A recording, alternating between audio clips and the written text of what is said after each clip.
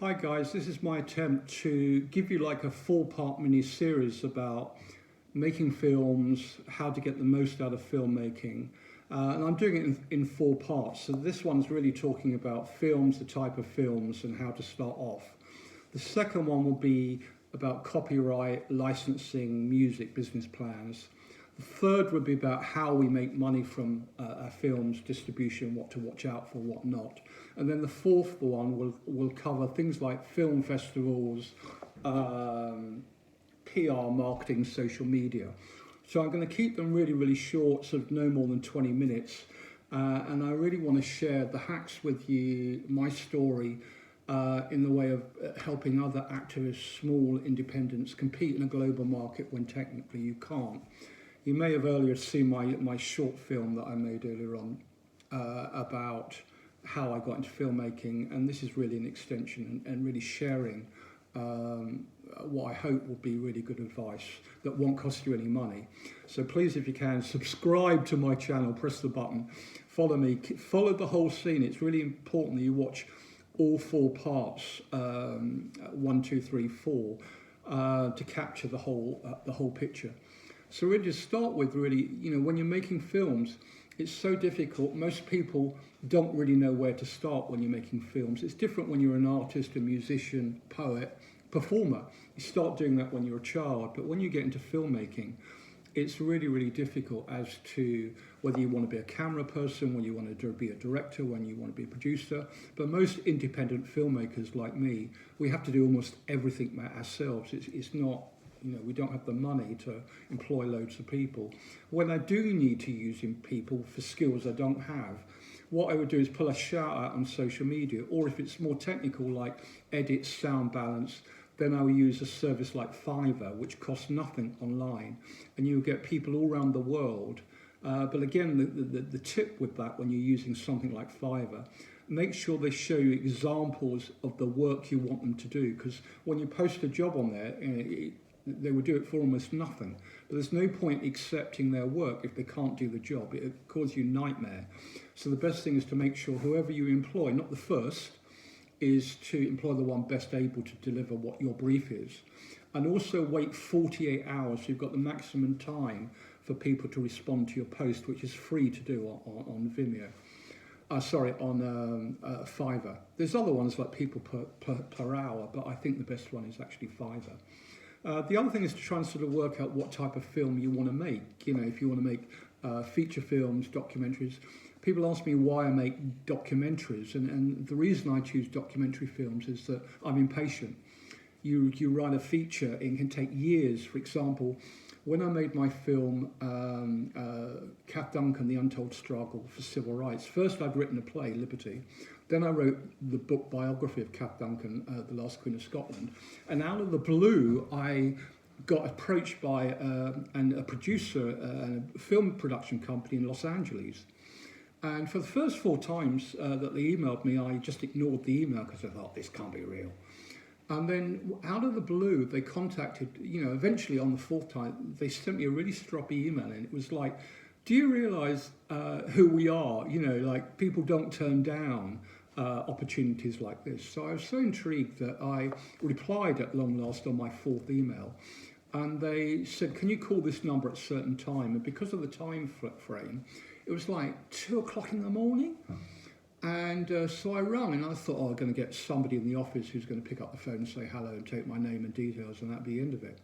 But when I got connected, it was this huge Zoom meeting. It wasn't Zoom, it was something else, group meeting of some description. And there was like producers, marketing, lawyers, set group teams, writers, production, casting, PR, marketing, in fact, every aspect of the film. There was almost 40 people online to talk to me about my film. And I thought, God, I've made it. I've got like the best of Hollywood working on my film. And we did lots of talking and went on and on and on. And eventually they said, we want to get Emily Blunt to play Kath Duncan in your film. And then somebody chipped in and said, it's going to be 2 years until she's free to make the movie. And then they mentioned a couple of directors they wanted to use. They're booked for another 4 or 5 years. And suddenly it turned out that in order to make my film, it would take at least 5 years just in planning, to get the right people in place before they could make the film. And I thought, oh my God, I don't believe it. And I had a contract with them. So I just thought, I've had enough of this, and I got so bored of it. I thought, I'll make my own film. I'll do it as a documentary. And so I made the film, Kath Duncan, The Untold Struggle for Civil Rights, about poor working class civil rights history and social justice history in Britain. And the film just took off globally. It won a huge number of awards, nearly 60 global awards across 5 continents. And I told it in a way that was present, so it became very relevant, very successful. And even now, there's always somebody somewhere in the world screening Kath Duncan film, and I'm still getting requests to screen it all around the world, licensing at universities and schools, film festivals all the time. So it's really wonderful when you make a film that you feel almost like a fraud, really, because you come from nowhere. I didn't go to film school. I've always been an activist. And you're able to tell a story that resonates in the world that people want to copy. So documentaries for me works because they're cheap to produce. They are relatively easy to make. You don't need a massive team, and they're fast. And I want everything happening now.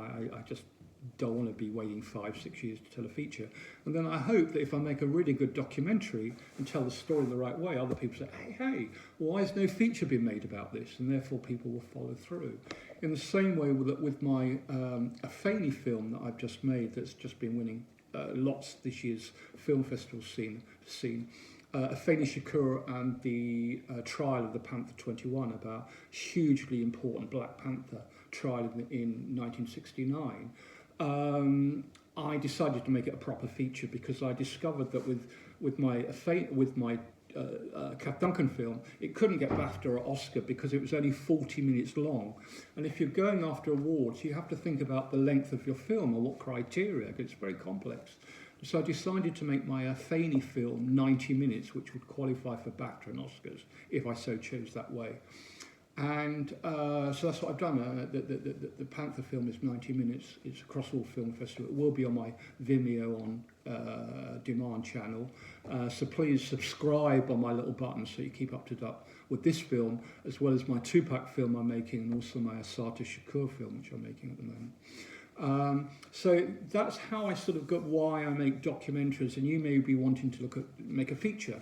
The problem is, with features, it's very expensive. The ways to do that is really what I do when I start a film. I start from the perspective of having a poster.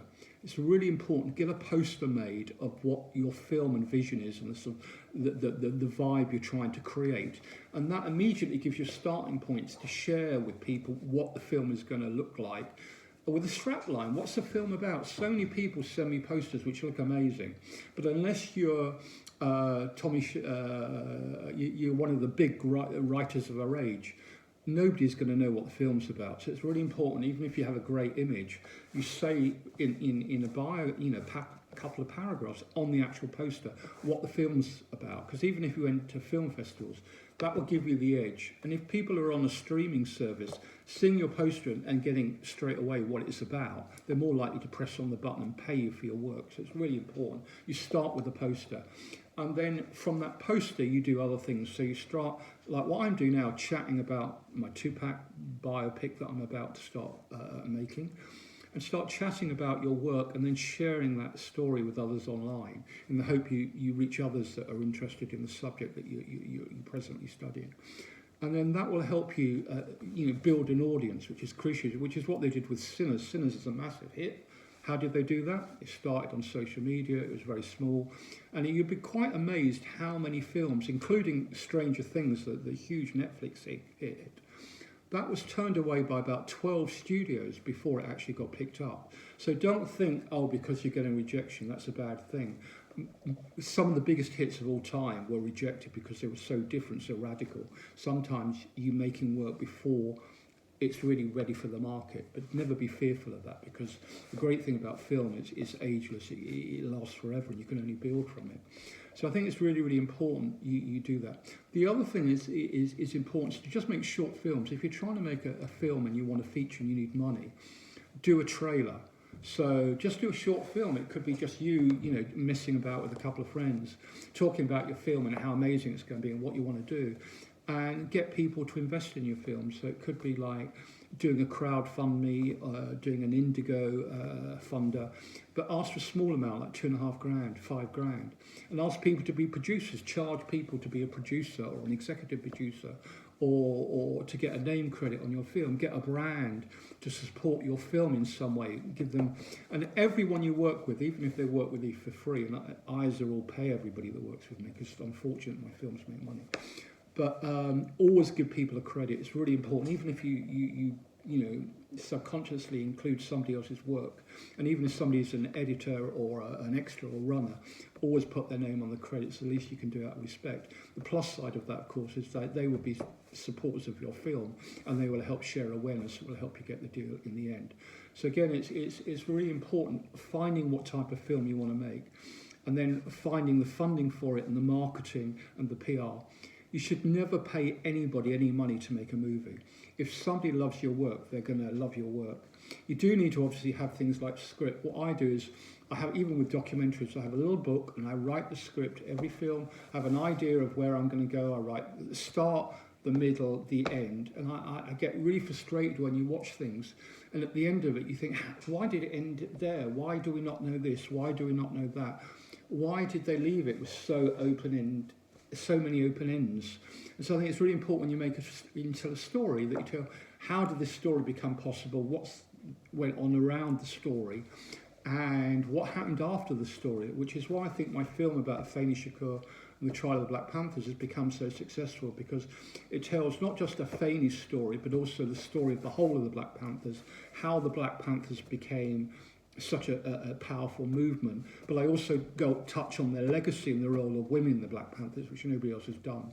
And then you wonder why some films never get made and or screened even when you make them. And one of the things I realised when I made the Afeni film was that with Kath Duncan, the extraordinary thing about my Kath Duncan film was that it won, a huge number of awards. Everybody loved it. It did phenomenally well, got fantastic reviews, as my Afeni film has done, but couldn't get, mainstream. And then I realised there was a connection between Kath Duncan and Afeni Shakur, and that was class. Both women were born poor, and there was something about. It's not just in film, it's like in Britain at the moment, politics. We have a former deputy Labour leader called Angela Rayner, and another, the first black woman MP in Britain called Diane Abbott. Both of them have been trashed, and when you look at their media reports about them, it's always about how they spoke, how they dressed. None of it is about what an inspiration these women are, how they've achieved so much from where they've come from, about what wonderful things they had to say. It's like once you cross that line from poverty and you step up, not to enrich yourself. If you enrich yourself, you're fine, you'll be a god. But if you stand up to change the world for a better place for the people around you and your community that you were raised from, like Afeni and Kath Duncan, the system goes to shut you down. There's something bizarre about it.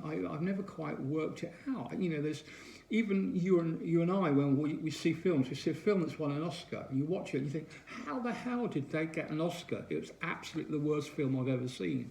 And then if you're fortunate, what I always recommend people go to film festivals. They're amazing places.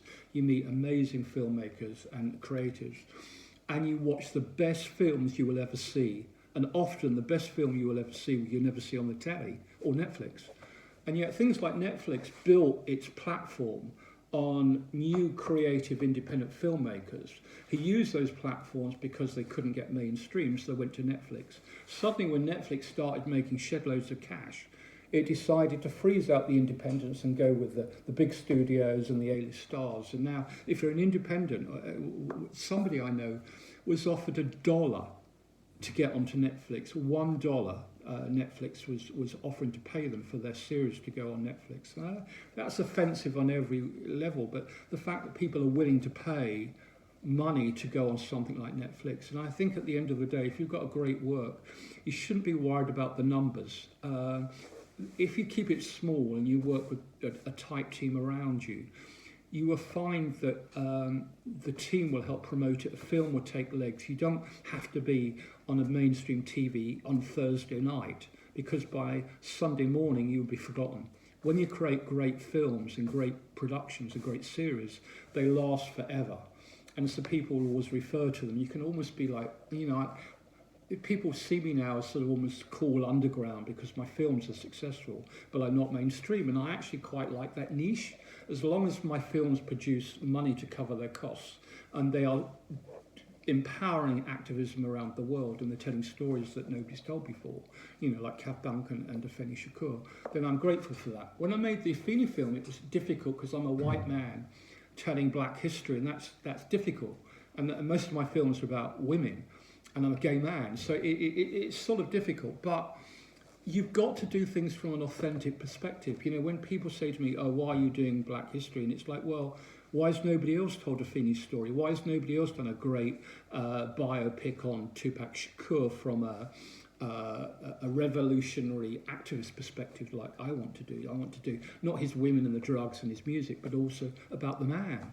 And the same with Assata Shakur, who was his aunt, who was America's Most Wanted, who died this year. And so I really want to address those films and give these people justice, but do it in a way from an activist. And sometimes when you're an activist filmmaker and you're making films, you can feel the characters that you're portraying. When you're a storyteller, you tell a story and you put it on a film. And I no disrespect to storytellers, but when you're an activist, you've lived the pain, you've lived the loss, you've lived the struggle, and you can bring that in the selection of the clips you use in your work and into your work, and there's an authenticity about that works.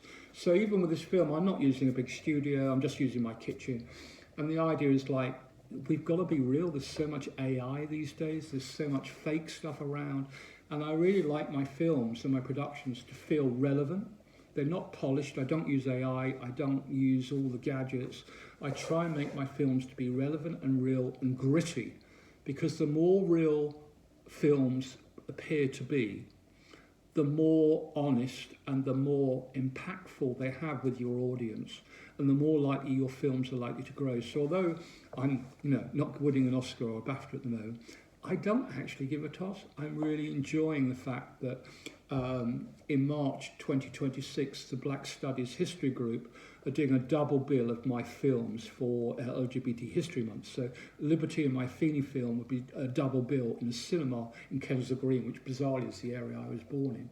So it's like, that makes me proud that a Black Studies group values my work, that Black History Walks in London are screening my film in March, as it's 60 years since the Equality Act and things like that.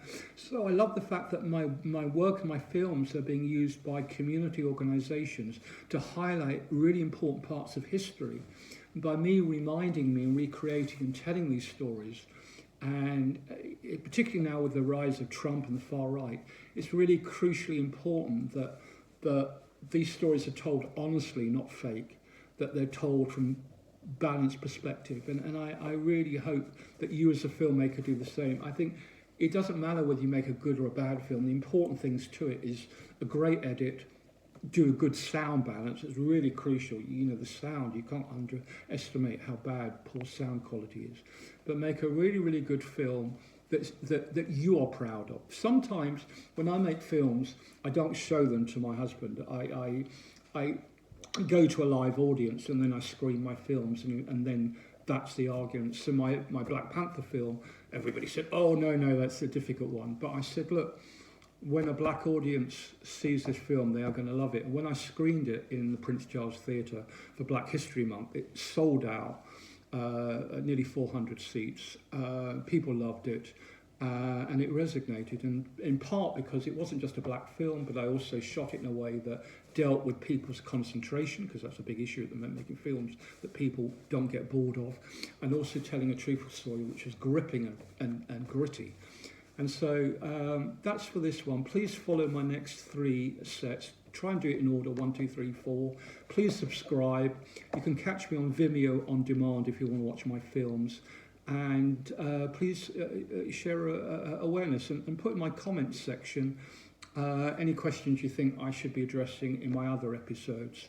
and any issues you want. If you want me to help you one-to-one, I do charge 150 quid for that for an hour one-to-one. But generally, comments or anything like that, it's all free.